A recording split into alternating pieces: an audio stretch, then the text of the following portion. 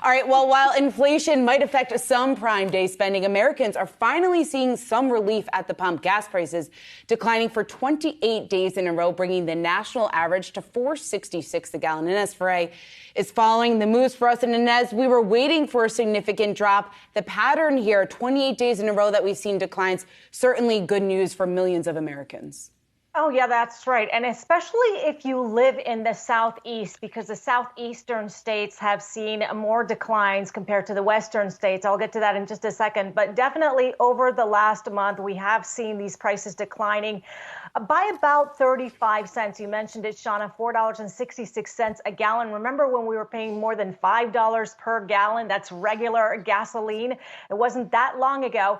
So Gas Buddy has the states that have seen the most declines, and you're looking at Florida, Indiana, Ohio, Wisconsin, Illinois, Texas. Those states have seen declines by about 50 cents.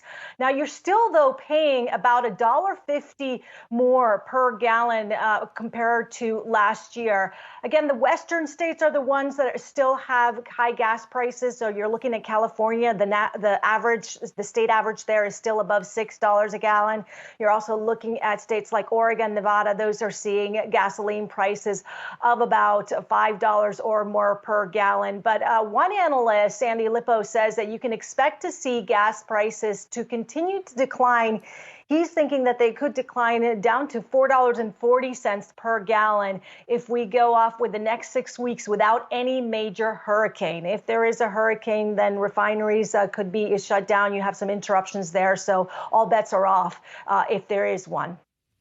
And Ines, I want to ask you about oil prices. We did see, obviously, they're down below $100 a barrel today, but a lot of people are wondering, when is the other shoe going to drop? What are you watching with oil prices?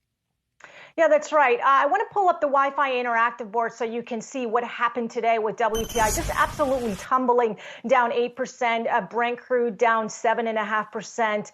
These oil prices are at 3-month lows. So you've got the U.S. dollar at 20-year highs. So that causes pressure on oil prices because it makes oil prices for international buyers more expensive.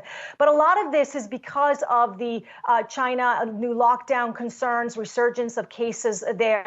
And also, I should note that some commentary from analysts is that Russian oil, while Western nations have had this de facto ban on Russian oil, it still has made its way to China, to India, to South America. A lot of these price declines, though, these could be temporary. You've got OPEC that came out with a bullish outlook for 2023. It sees demand going higher next year. It sees the global economy growing by more than 3%.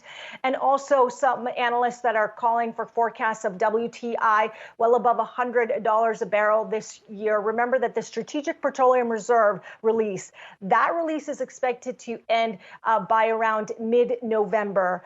So you've got that to contend with there. And so while we may see these oil prices normalize for a while, the consensus among a lot of analysts is that they are still going to be at elevated levels.